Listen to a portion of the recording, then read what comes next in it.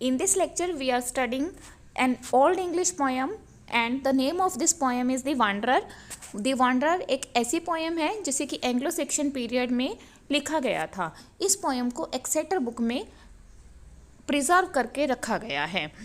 यह poem 115 lines से बनी हुई है, मतलब इस पोएम में 115 लाइंस है जिन्हें कि एलिट्रेटिव वर्स में यानी कि अनुप्रास अलंकार की फॉर्म में लिखा गया है और अधिकतर एंग्लो सेक्शन पोइट्री को इसी फॉर्म में लिखा जाता था।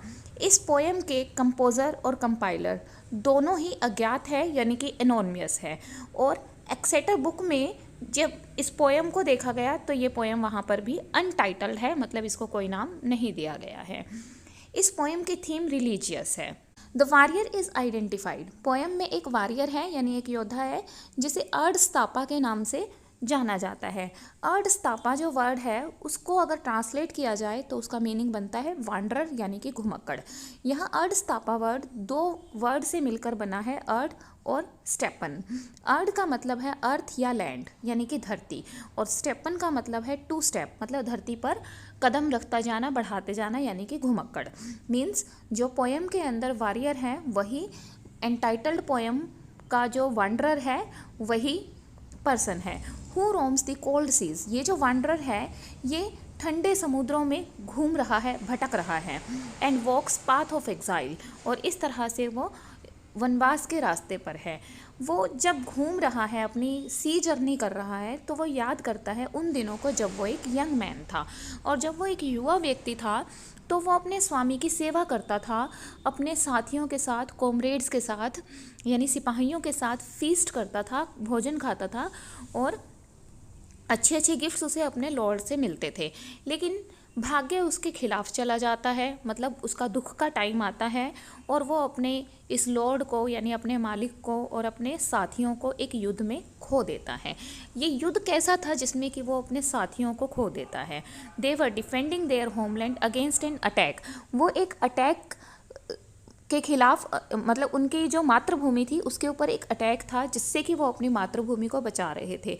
लेकिन इसी अटैक में वो सब मारे जाते हैं और वांडरर बच जाता है। And he was driven into exile. वो बच तो जाता है लेकिन एक एग्जाइल पर चला जाता है। और पोएम की जो रीडिंग है उससे हमें पता चलता है कि ये जो वांडरर है ये लाइफ में 3 फेसेस से गुजरता है। इन 3 फेसेस में से फर्स्ट जो फेस है यानी फर्स्ट जो अवस्था है जिससे ये वांडरर होकर गुजरता है वो है द अनहागा। अनहागा का मतलब है सॉलिटरी मैन यानी कि अकेला व्यक्ति। एक ऐसा अकेला व्यक्ति वांडरर है इस पोएम में जो कि उन अपने साथियों की, उन योद्धाओं की डेथ के बारे में सोच रहा है जो उसके साथ थे कभी, और अपने लॉर्ड के फिनरल यानी कि संस्कार के बारे में सोच रहा है। उसके बाद वो दूसरी अवस्था से गुजरता है, मतलब उसके माइंड की प्रोग्रेस होती है और वो दूसरी अवस्था में चला जाता है। उस अवस्था को मॉड केरिग मैन यानी कि मैन सोरोफुल ऑफ हार्ट के नाम से जानते हैं। मतलब कि जब वो पहले अकेला है, अपने साथियों के बारे में सोच रहा है, उनकी मृत्यु के बारे में सोच रहा है, तो उसका जो हार्ट है वो दुख से भर जाता है। तो यही जो अवस्था है ये उसकी सेकेंड अवस्था या सेकेंड फेस है लाइफ का, that is man sorrowful of heart who meditates on past hardship. जब इस अवस्था में वो है तो वो अपनी पुरानी कठिनाइयों के बारे में सोचता है एंड ऑन द फैक्ट, और सोचता है कि हिस्ट्री यानी कि इतिहास मास किलिंग से, मतलब बहुत सारे लोगों की हत्याओं से भरा पड़ा है। और जब वो ऐसा सोचता है तो उसका मन दुख से तो ऑब्वियसली भर जाता है, लेकिन इसी सोच के बाद वो फाइनल अवस्था पर, फाइनल फेस पर पहुंचता है जिसका नाम है द स्नॉटर ऑन मॉड, जिसका मतलब है मैन वाइज इन माइंड। मतलब उसका जो माइंड है अब बुद्धिमता से, विजडम से भरपूर हो जाता है। He who has come to understand that life is full of hardship. और ये समझता है अब कि जो लाइफ है वो बहुत सारी हार्डशिप से, इम्परमानेंस से और सफरिंग से भरी हुई है। और अगर किसी व्यक्ति को स्टेबिलिटी चाहिए लाइफ में तो सिर्फ एकमात्र ऐसी स्टेबिलिटी उसे भगवान की शरण में ही मिल सकती है। The wanderer vividly describes his loneliness and yearning for the bright day past and concludes with an admonition to put faith in God in whom all stability divides। मतलब जो wanderer है वो क्लियरली डिस्क्राइब करता है कि जो loneliness है या फिर हम पास्ट के बारे में जब सोचते हैं कि हमारा पास्ट इतना अच्छा था और आज इतना अच्छा नहीं है तो हम दुखी हो जाते हैं।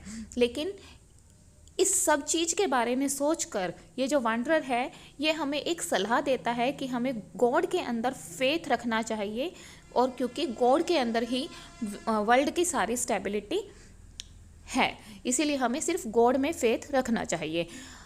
W.H. ऑडेन जो कि एक 20th सेंचुरी पोएट है, उनकी poem the wanderer old English poem wanderer से इंस्पायर्ड है। मतलब W.H. ऑडेन ने भी सेम टाइटल की एक पोएम लिखी थी जो इसी पोएम से इंस्पायर्ड है।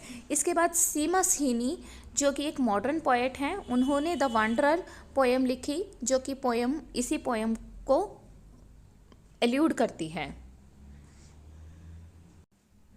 Next, J.R.R. Tolkien adapted the यूबीसंट। J.R.R. टॉकिन जिसको हमने अपने प्रीवियस लेक्चर में रीड किया था, जिसमें कि हमने एरिक बेंटली के बारे में रीड किया था, और J.R.R. टॉकिन एरिक बेंटली के ट्यूटर रहे थे।